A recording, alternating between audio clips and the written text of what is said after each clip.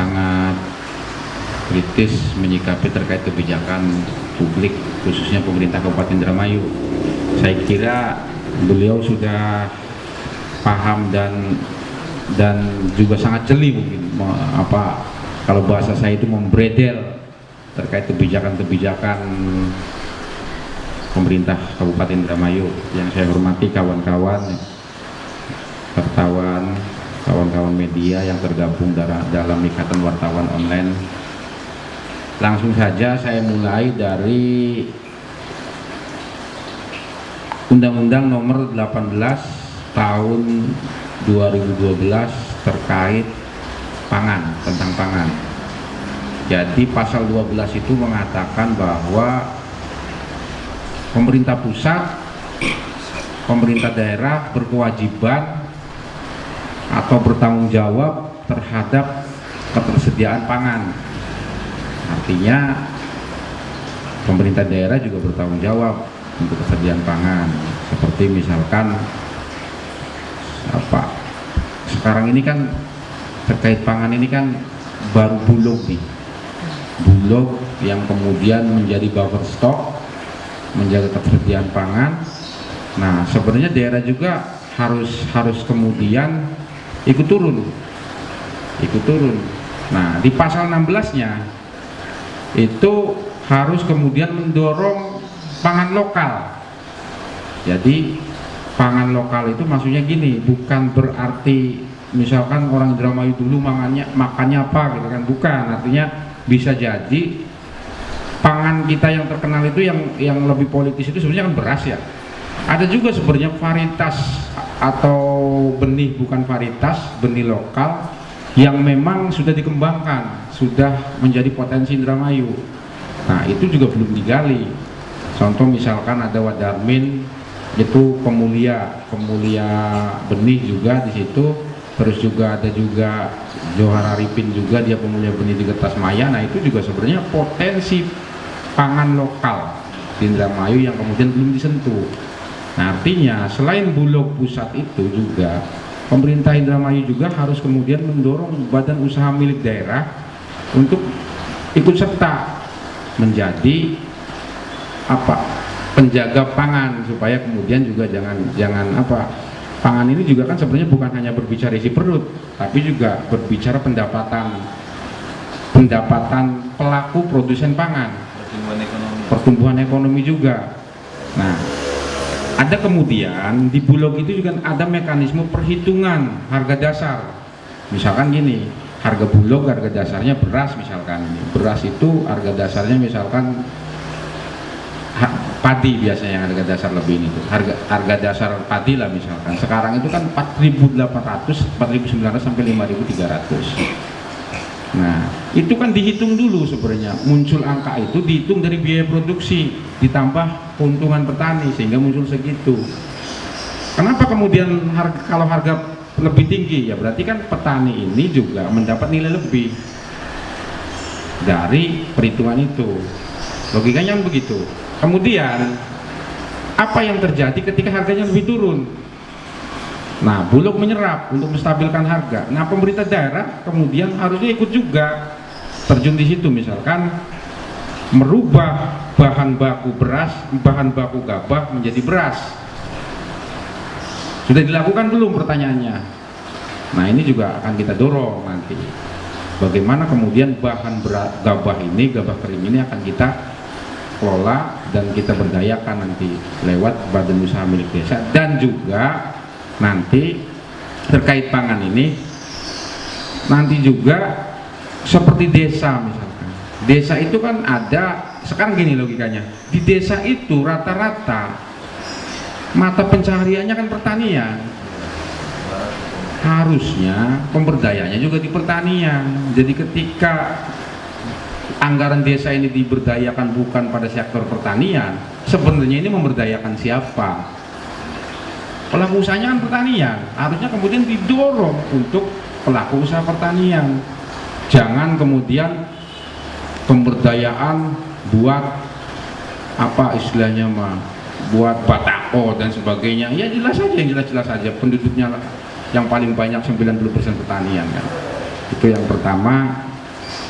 Yang kedua, saya sepotong-sepotong aja ya kalau jelaskan ini takutnya nggak ini. Nah kemudian terkait misalkan kebijakan pertaniannya, sebenarnya pertanian kan ada 3 sektor pentingnya. Yang pertama itu adalah lahan, yang kedua adalah petaninya, yang ketiga adalah saprasnya.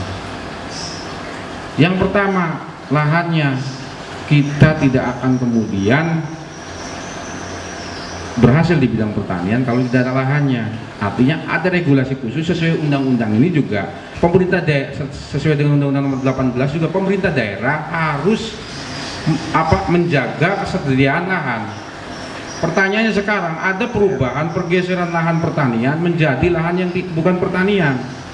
Sampai 20.000 kalau data BPS. Konversinya kemana itu? Konversinya kemana? Artinya sangat tidak logis kalau kita mengatakan kalau pemerintah daerah Kabupaten Indramayu berpihak terhadap pertanian, tapi lahannya semakin tahun semakin berkurang.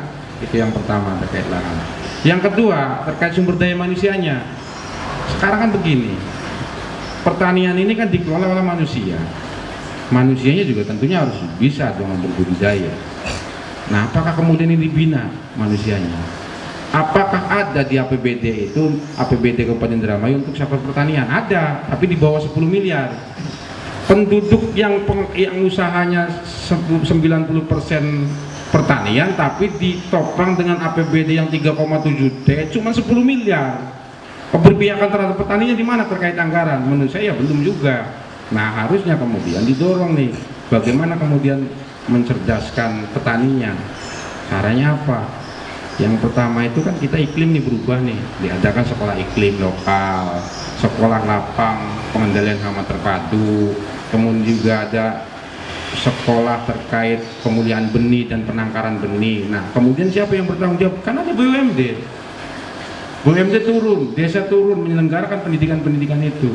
Bukan duit kita juga kok, duit negara, duit rakyat, ya buat mereka lah supaya pinter.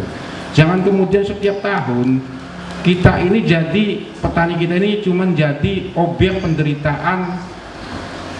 Ya bukan nyalain pengusaha obat ya, bukan.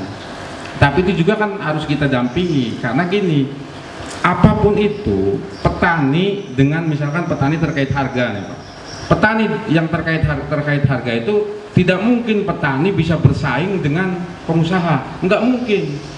Artinya daerah ini sebagai penengah, buatlah BUMD untuk menstabilkan harganya. Kemudian tidak mungkin petani bisa bersaing dengan pengusaha obat, tidak mungkin.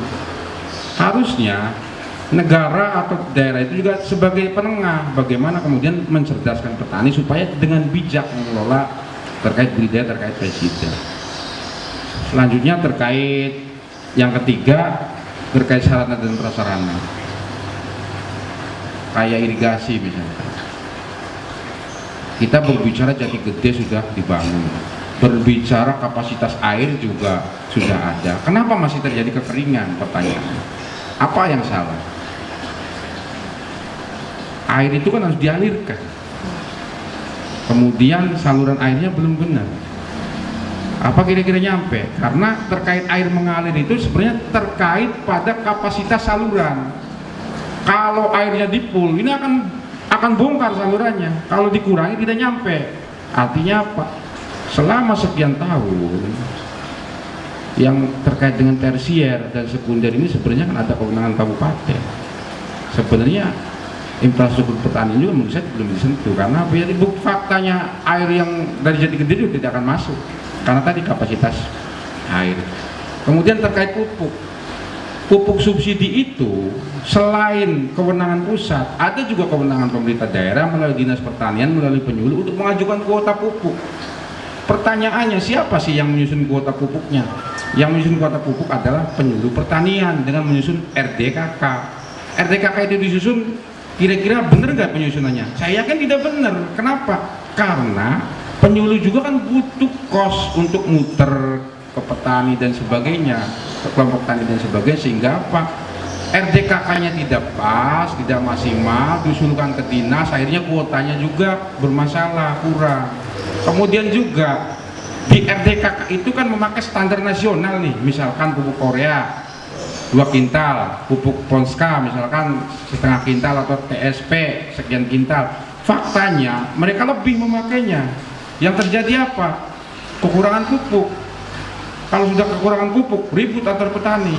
Apa yang harus dilakukan? Ya menyadarkan petani juga, memberikan pendidikan juga. Kalau pendidikan petani tidak diselenggarakan, masalah lain juga akan tumbuh.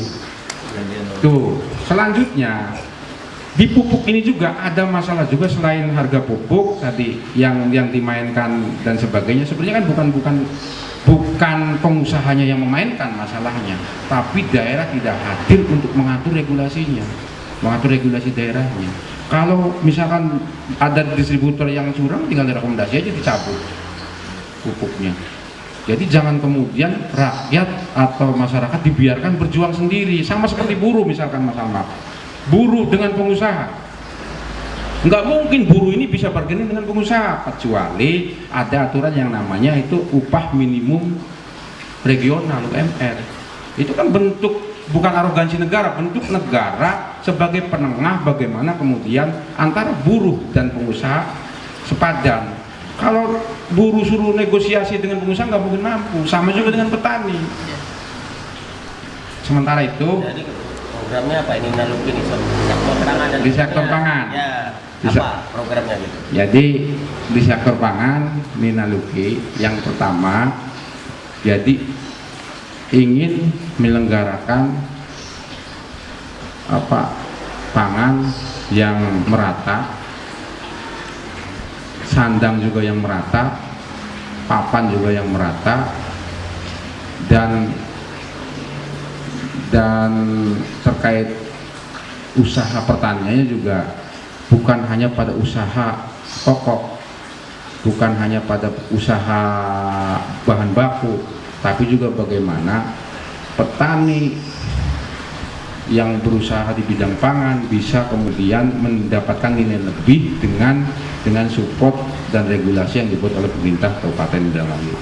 Nanti lebih teknisnya nanti saya jelaskan setelah ini Mungkin hanya itu, saya akhiri. Wabillahi taufiq wal hidayah. Wassalamualaikum warahmatullahi wabarakatuh.